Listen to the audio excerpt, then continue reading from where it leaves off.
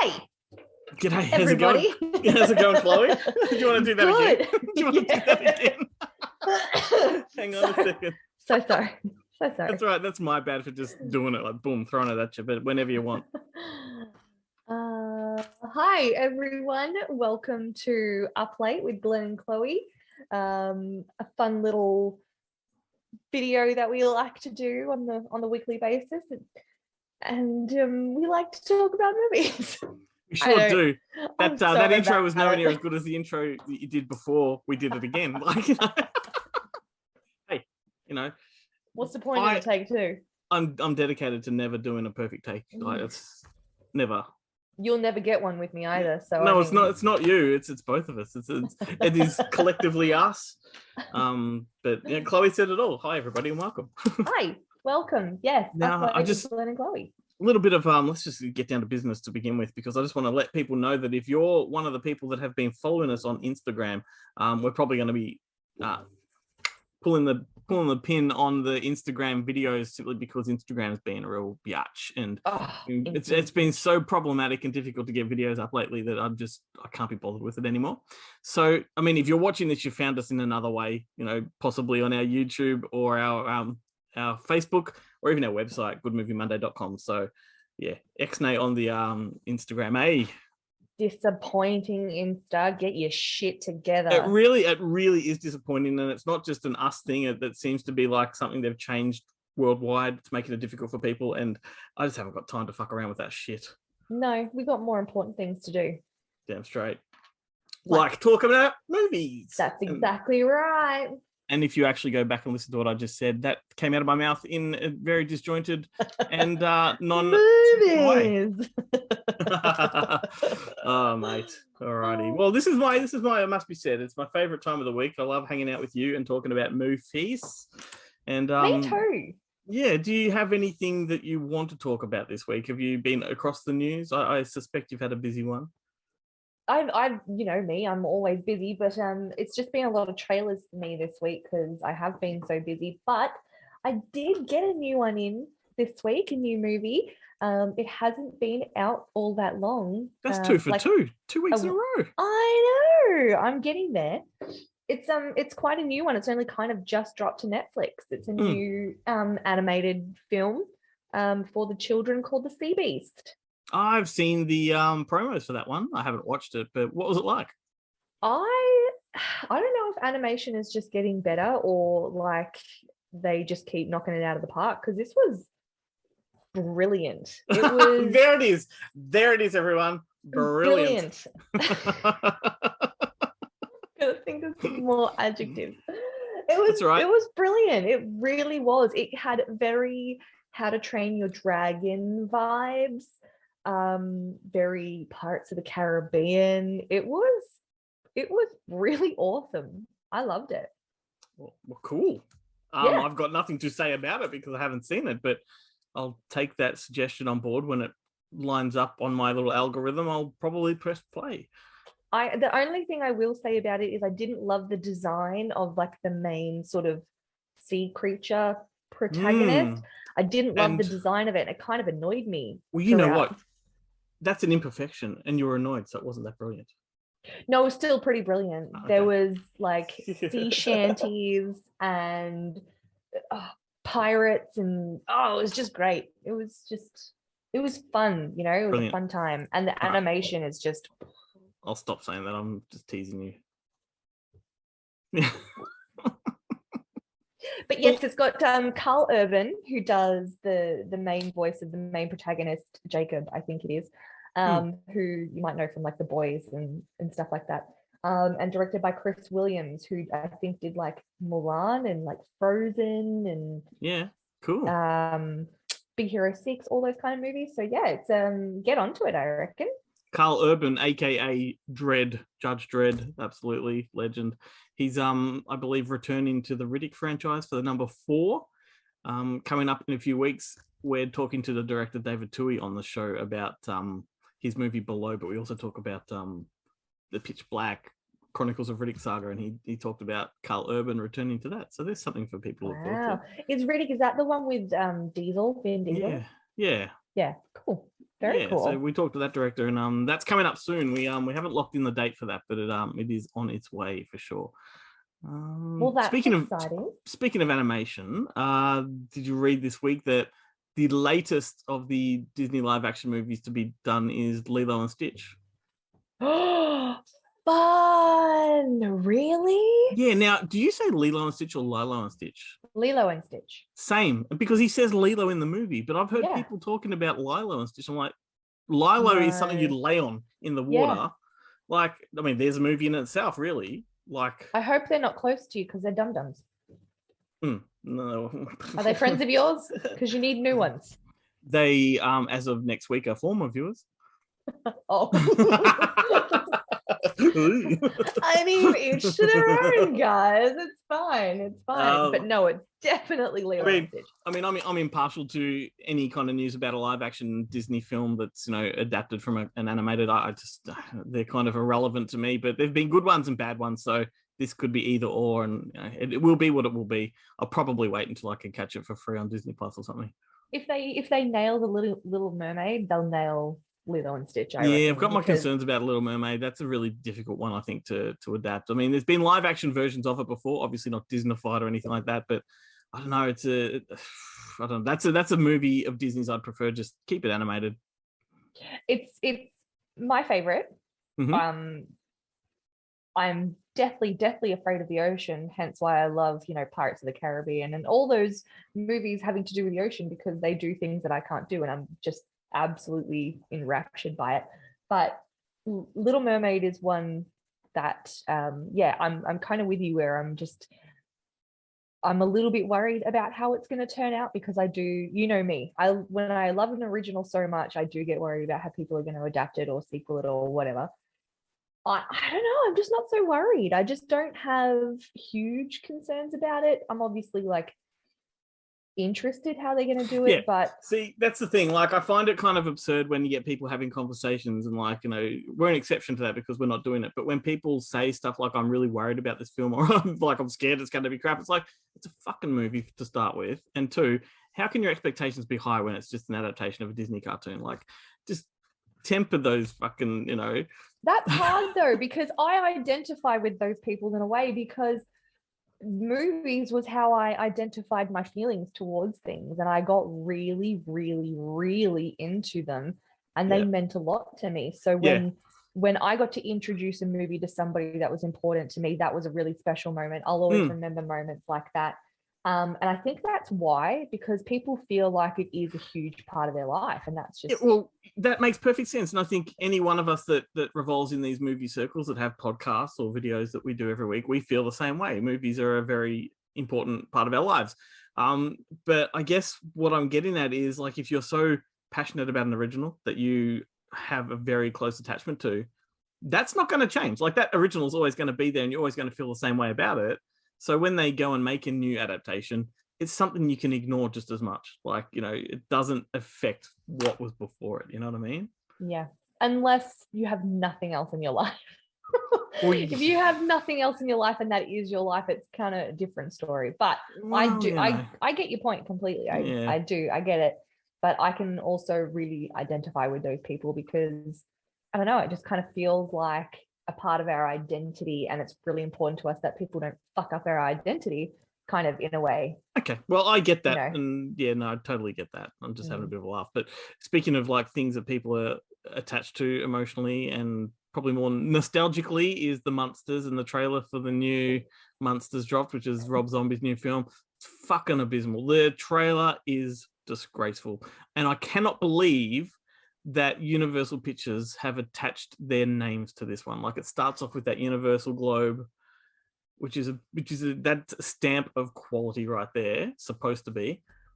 And expectations were low for Rob Zombie doing this. It was a little bit exciting that he's jumping back into the world of TV, kids TV kind of stuff, because that's where he began.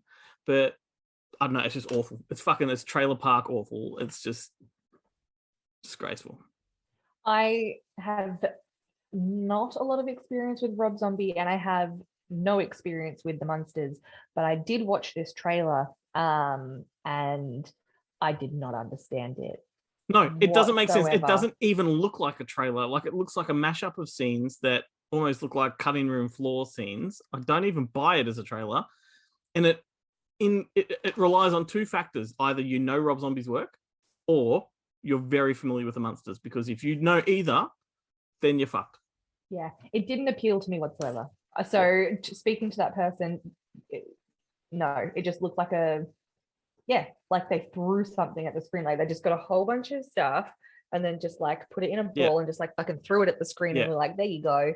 It's a pale reflection of what the Munsters is, that's for sure. So thought that was worth touching upon. I'd be interested to find out what other people think. Like, you know, if you're watching this and there's a comment section you can jump into and let us know what you think, but agree with this or disagree. It's absolutely it'll be interesting. I mean, I'm Rob Zombie is an interesting thing. Like, thank God for Rob Zombie. Like, he does amazing I won't say amazing. He's done a couple of amazing films and he's done some really shit ones, but there's no denying his stamp. He's got a real visual style. He's got a particular angle he takes with everything he does, whether it's his sort of his music or his filmmaking.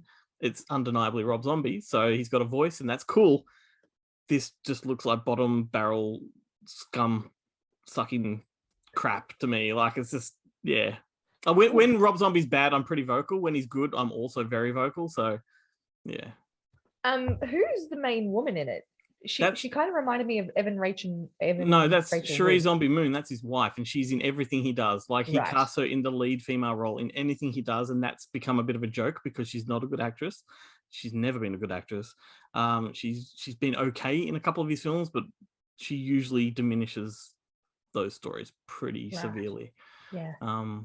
But because the whole time I was thinking, wow, Evan Rachel, I can never say her name. Rachel Wood is terrible, and she's not terrible. No, that's because it's surprising. It's because it's Rob Zombie's wife. There you go. Makes sense now. That's nepotism fine. there. Yeah, and it came as no surprise to a fan that she would be cast as the lead. Just slightly disappointing. Yes, the whole thing's clusterfuck. What else we got? I saw a movie last week, a screening, and I don't know if it's been released at the point that this video drops, but I saw Where the Crawdads Sing, which is the new. That's been getting heaps of hype. A lot of hype, but it's not a lot of praise though. It's a pretty miserably received film as far as the critics go. I think commercially it probably won't do that well. It is essentially the best way to describe it. Do you know Nicholas Sparks movies? Yes. Yeah, it's very much a Nicholas Sparks movie. And if you can throw back to the 90s, if anyone out there remembers these movies, Fried Green Tomatoes at the Whistle Stop Cafe, the Spitfire Grill, put them together, add a little bit of the Notebook, which is your Nicholas Sparks element, and that's what you get, but a very mediocre adaptation of all those put together. Right. Okay. It's got a great atmosphere. Like, that's the only thing that kept me from dozing off, because it was on a night I was exhausted and I went into the city to see it. I was so knackered, and it's about 7 o'clock that it started. And usually that time, if I'm buggered, I will doze off no matter what. If I hit a reclining seat or anything like that, I'm out. But this one held me to the end. I'll give it that, and that's simply because the production design was good. The story was like decent enough, but the whole way through, you're just like, far out. Like, this could be really good, and it's just not. It just wasn't hitting that mark, because it was getting a lot of traction because of it was a book or something like that. It's a very popular book. It was a number one. I think it's one of the best-selling books of all time. But interestingly, as this film's getting released, the author of that book is wanted on murder charges. So that's interesting too, and that's probably more scandalous than anything. And maybe they should make a movie about that. What? Yeah, her and her husband had an animal conservation business in Zambia or somewhere like that. I think Zamibia doesn't exist. And and they put out a warning to poachers, like, if you poach in our sanctuary or whatever, we will shoot and kill. And the business did shoot and kill poachers, but the police are trying to put the crime on them and prove it was them, which apparently it's quite likely that it was them, and she's been running from them for a couple of years, and it wasn't really known in mainstream until this film came about. Oh my God, that's crazy. Mm-hmm. That's awesome. Yep. I love those stories. And I think I even mentioned it on Monday's show with Ben, because we talked about it briefly, that there was that author like earlier this year. She wrote that book, How to Murder Your Husband and Get Away with It. And then she was charged with murdering her husband. Like, priceless. You people just keep your mouth shut. That's right. You did it. Right. I mean, you did it. Just walk away. I am not going to write that book I pissed in the sink, okay? Like, it's just not going to happen. I'm not going to write the book I shit my pants on the couch and, live to tell the tale. No one's going to write about it. Just fucking move on with your life. And if anybody did write about that, it would merely be an adaptation of a previous Up Late video that you've already confessed on. That's exactly right. It's my story and I'll tell it, okay? Would you play yourself in it? Absolutely. There's no one else, darling. It's game time. Okay, so fun. Let's both take laxative and see who can shit first. I just had a coffee. I'm going to win. Alrighty. And you're experienced. You got no chance. All right. What are we doing this week? We haven't really chatted off camera this week to talk about what the video will entail. No. So we didn't, because I forgot as well. But I do have. Yep. Okay. We can switch it up, whatever you got and whatever I've got. I've got a little bit of both. I have a name this movie and a who am I. That's what I have. Okay, and I've got some taglines and a who am I. Okay, perfect. Let's just mix it up and see how it goes. All right, you go first. Humiliate me. Kids on the fly, guys. Kids on the fly. All right. No, that doesn't sound good. Let's move on. What have we got? Do you want to name this movie or who am I? What would you prefer? I'll name that movie. Name that movie. All right. Okay, so this movie, Glenn, cost $8 million to make. Not bad. And it brought in over 200 million at the box office. Not bad. So it did all right. We talking Pulp Fiction? So this movie, you got it on the first clue. How? How did you get it? Well, remember, once upon a time, I was like a Tarantino fanatic. And have you been studying? And I knew that that cost $9 million. Like, it's a figure that's in my head. And I know you love Tarantino, so I kind of just drew the dots. I was going to say, I knew there was going to be, you knew I was going to do Tarantino at some point. Good one. Well, that was fun. Sorry, am I not supposed to guess that soon? No, good on you. I even skipped a few down, so it would make it a little bit harder. But Well, what was your second clue? Shawshank Redemption premiered on the exact same day. You would have got it from that as well. Okay. Yeah. I think Forrest Gump was around then too. It was a good year. Was a good year. What else did I have? I was going to ask you what they call a quarter pounder with cheese in France. Come off it. Like. And then at the end, I was going to call you a bad motherfucker. You just did. You're welcome. All right. So would you prefer some taglines or who am I? Let's go with the who am I first. Okay. So it's the only one I got. All right, okay. Let's have a look. I've got to read through this because this is actually the dregs from last week and I haven't gone over my notes. The dregs. Yes. Because I haven't actually, this is funny, I've written all the clues, but not who it is. So I had to go through and go, hang on, who is that? You have to try and guess your own who am I. Okay, I have been the son of Satan and have a brilliant career. And have had a brilliant career. No. Okay. So I'm going to say that one again because it's very cluey. So I have been the son of Satan and have had a brilliant career. Mm-hmm. I've been a bush ranger, a Russian naval officer, and I've been possessed in space. A bush ranger? Yep. A Russian naval officer. Mm-hmm. And possessed in space. Possessed in space. Okay. Yep. This may be a very leading clue. I was born in Ireland, but I consider myself a Kiwi. Yep. I love red meat. This year, I reprised a role that introduced me to an entirely new generation.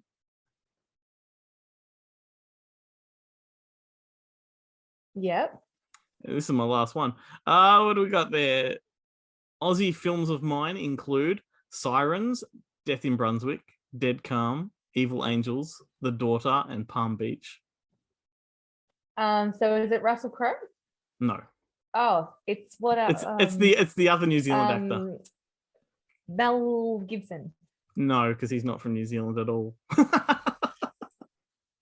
Isn't Mel Gibson? He was born somewhere else, wasn't he? He was born in America, but okay. But raised Australian. So the clues here that kind of, in my mind, give it away, and I'll tell you the answer after this if you can't guess it, is that I've been the son of Satan and had a brilliant career, and I've been a bushranger, a Russian naval officer, and I've been possessed in space. So all of those are roles he's played. Yeah, so I kind of figured that, but I'm just trying to think of bushranger. I'm thinking Heath Ledger, but No, it's Sam Neill. Of course. So he reprised the role that had introduced him to a generation, Jurassic World Domination, Dominion, I should say. Yeah. Son of Satan, because he was in Omen 2, played Damien. Okay. He's in the movie My Brilliant Career. Oh, okay. He played bushranger in Captain Starlight, I think it was, if I'm not mistaken. It's that or another one. I can't remember the name of it, but I've got the image in my head. Naval Russian officer was Hunt for Red October, and Possessed in Space was the movie Event Horizon. See, I wasn't going to get much of that unless you put some Lord of the Rings in there. So, yeah. But he wasn't in that. That's Who Hugo am I Weaving. thinking of?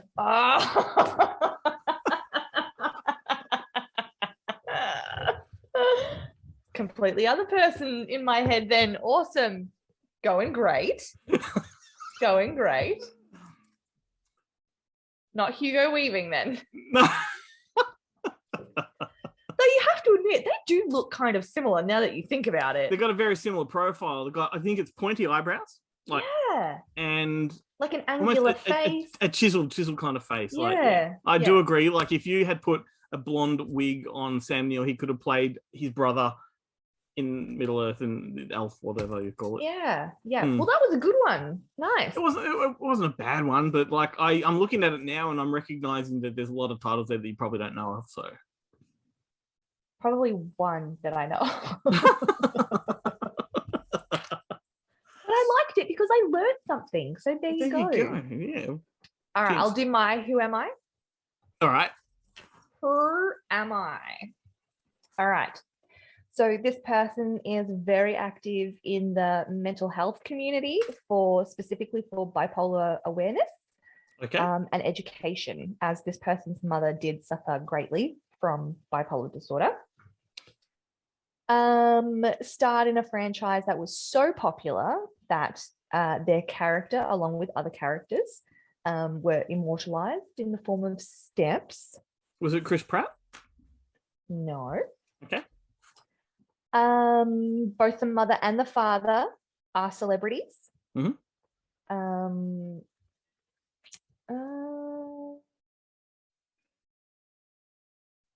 father is probably most known for the Addams Family. Oh, Sean Astin. Yeah, Sean Astin. Yeah. So another Lord of the Rings connection. Yeah, which is why I was thinking like we had like the connection, but yeah, Sean Astin. He even has an autobiography called There and Back Again. Lame. Come on. I love that. And I didn't know that and I want to read it. Yeah, because I was speaking of like Aussie films and that, I was talking to Ben about the director Philip Noyce, who directed Dead Calm, Sam Neill. He has an autobiography called Backroads to Hollywood, because his first film was Backroads. That's almost as tacky as There and Back Again. You got to do tacky if you're writing an autobiography. I mean, you're writing a book about yourself. But surely there was a great Goonies line to be had in the name of that book. Yeah, but I haven't read the book, but it could be a lot of his recounts from time on the set or, anything like that. So what's your favorite other than the Goonies? What's your favorite Sean Astin movie? Or other than the Goonies and Lord of the Rings, what would your favorite film of his be? If you could guess what it would be, what do you think it would be? 50 First Dates. Oh no, but he's so good in that. No, Toy Soldiers. Yeah, Toy Soldiers is my favorite. Yeah. In fact, it's take the Goonies out of the picture. It's my favorite Sean Astin film. Yeah, probably same. And you love it too because you've got what's his name for the Goonies, Will and you've Wheaton. got Will Wheaton from Stand By Me. This is a bona fide hit for you. Yeah, my mum showed that to me not long after I had seen Stand By Me in the Goonies, and it was one of those movies I had on repeat. So yeah, yeah, it was a definite favorite. Made me want to drink mouthwash. It was kind of one of the first films that I watched that had like sort of that raunchy, that little bit that gave me an insight to like teenage boys as well. Yeah, because they were adolescent. They were drinking and they were perving and all the boy stuff. It was all that kind of stuff. I was like, oh, okay, boys are gross. Gotcha. Yeah, totally. Yeah. And and it's got Denham Elliott as the principal or the dean, and Lou Gossett Jr. like badass man, like fucking. It's just good all around. Like Andrew Divoff as the terrorist, fucking the guy from taking over a school, and the mafia dad. Oh yeah, okay. We're not talking about that film. Like, we could do a whole episode on that. Do a whole episode on that.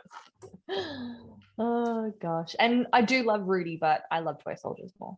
Yeah, cool. So you know your shit. You know your Sean Astin shit. I know my Sean Astin shit. Yeah, because I love Sean Astin. Who doesn't love Sean Astin? Damn straight. Hey, we've got a Munsters and Addams Family reference in here, so there we go. Many Lord of the Rings. It's made me happy. I like it. Yeah. All right, we've got a few minutes. We could do some taglines. Shoot him. So you have none? Nope. Sorry. All right. So here's a tagline. If you only see one movie this year, you need to get out more often. That's the tagline. Yep. Is it Get Out? No, come on. That's a funny tagline. Well, I mean, Jordan Peele, he's kind of funny, and that would be something he would kind of do. First comedy that comes to mind. First comedy that comes to mind. Yeah, I just want to see how you tick. It'd be like a slapsticky thing, like Scary Movie or...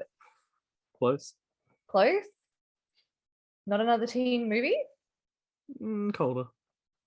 Oh.